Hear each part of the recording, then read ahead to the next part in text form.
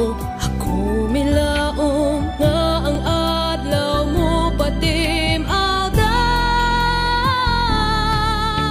Pamalandong sa pulong sa Dios, tuburan sa pagtuong bug-os, tigpalig-on sa kalag sa kinabuhi, tuburan sa tanang paglaom ug paghigugma. Kang naghatag og kahulugan sa akong kinabuhi. Kidalit kaninyo ning estasyon DXGN uban sa mga madre sa Daughters of St. Paul. Kining tulumanon, Bidlisyo sa Kabuntagon. Nganong ani ako ning kalibutan.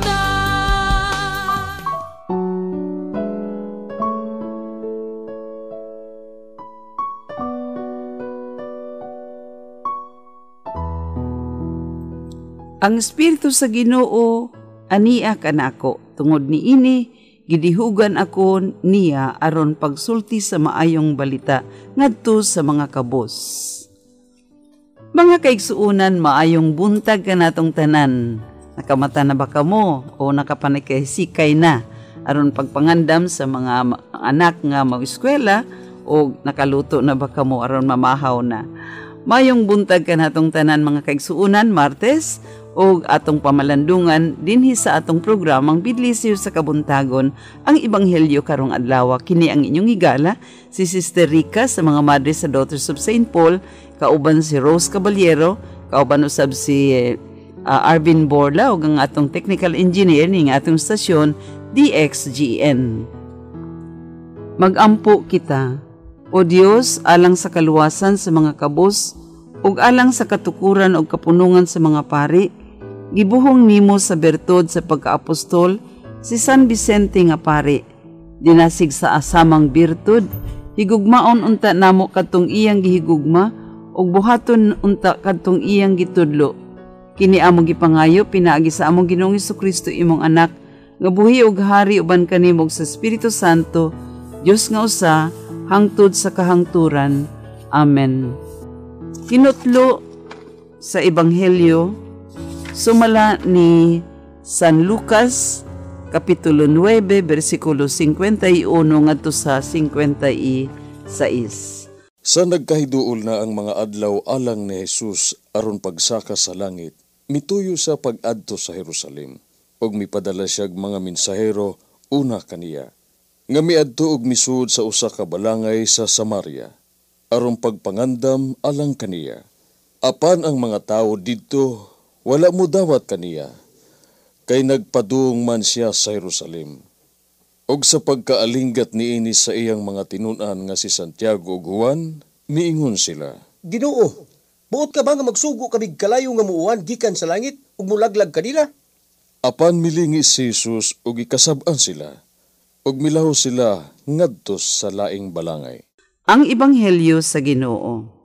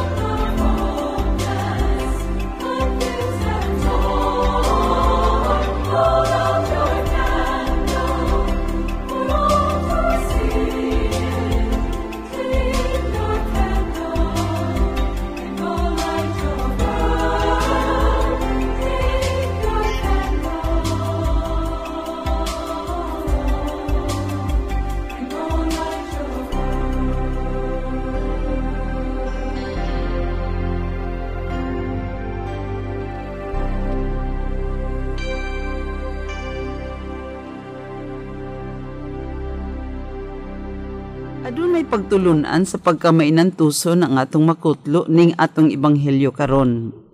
Agig pagsabot ning panghitabua, adunay usa ka tighatag og komentaryo.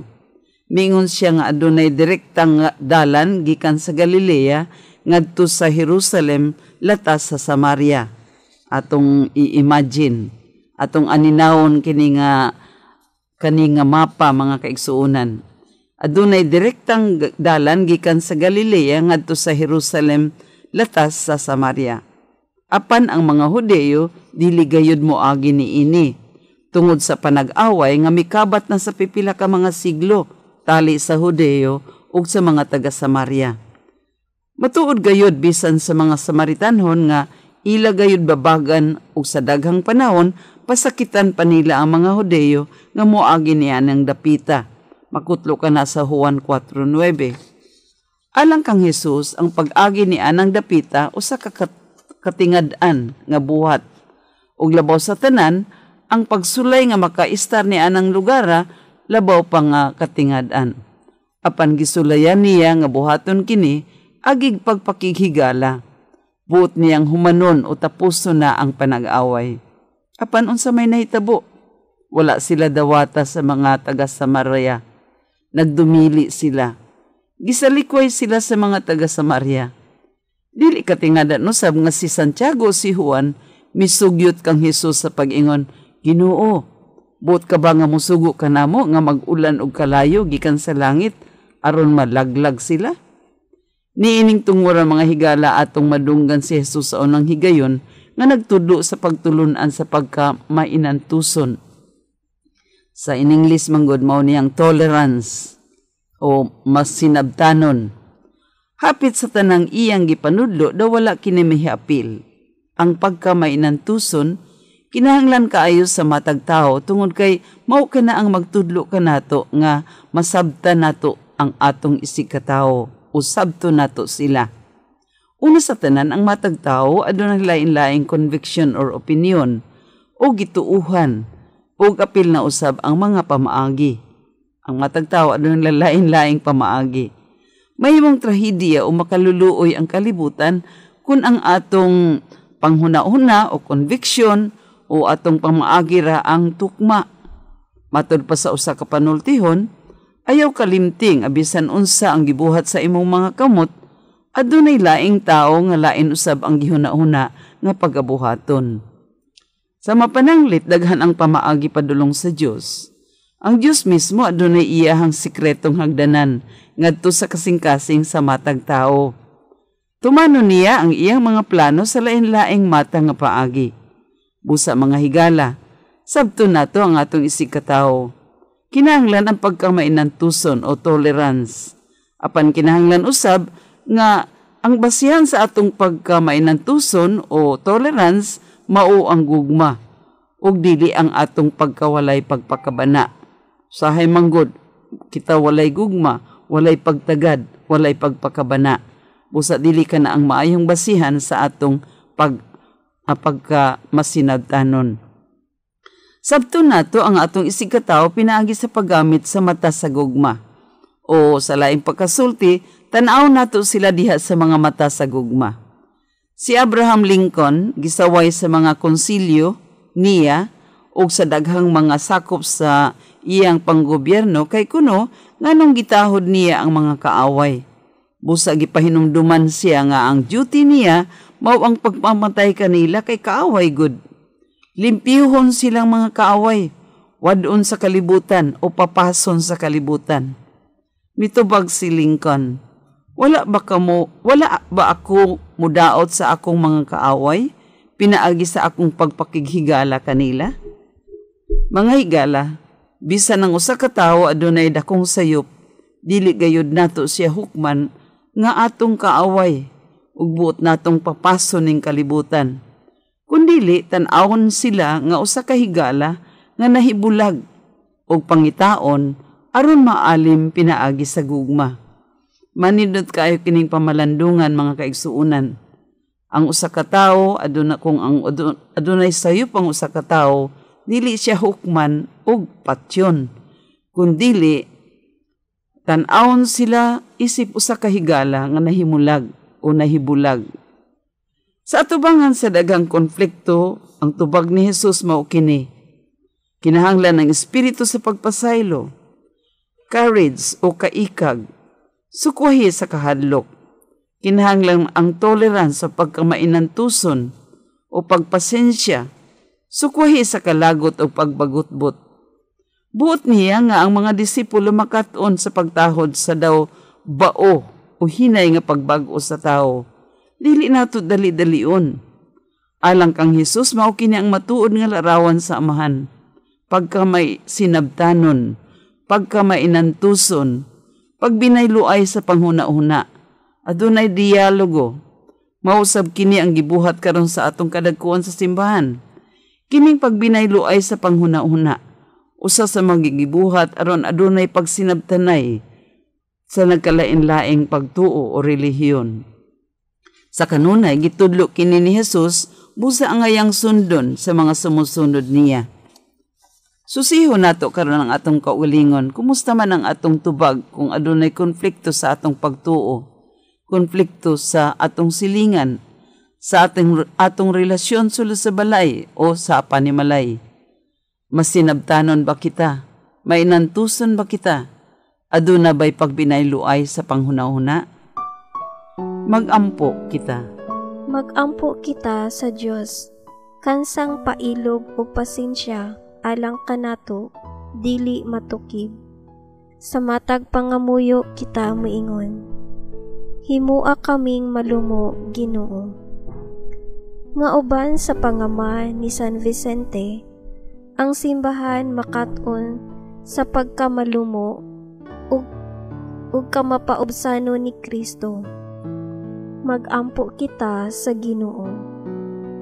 Himua kaming malumo, Ginoo. Nga ang mga namunuan sa gobyerno dili unta mabutaan sa gahom sa ilang gihuptan. Magampo kita sa Ginoo. Himua kaming malumo, Ginoo.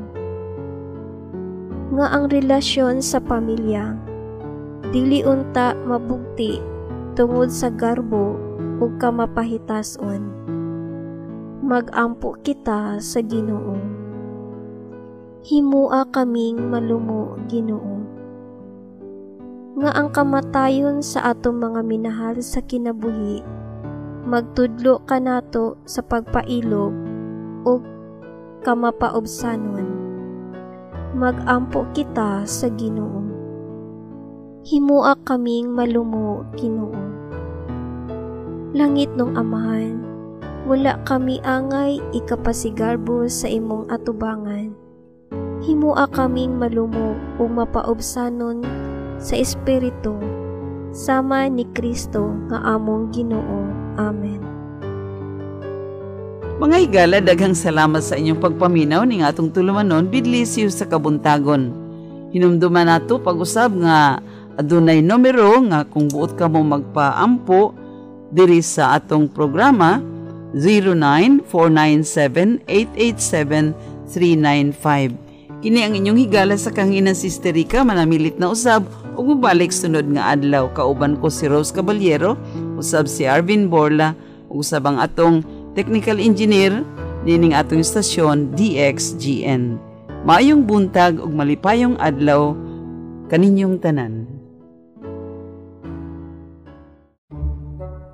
Rose, unsa na imong giinom? Ang kaping may sinabi, Dream Vet 8-in-1 coffee, available sa tanang pharmacies.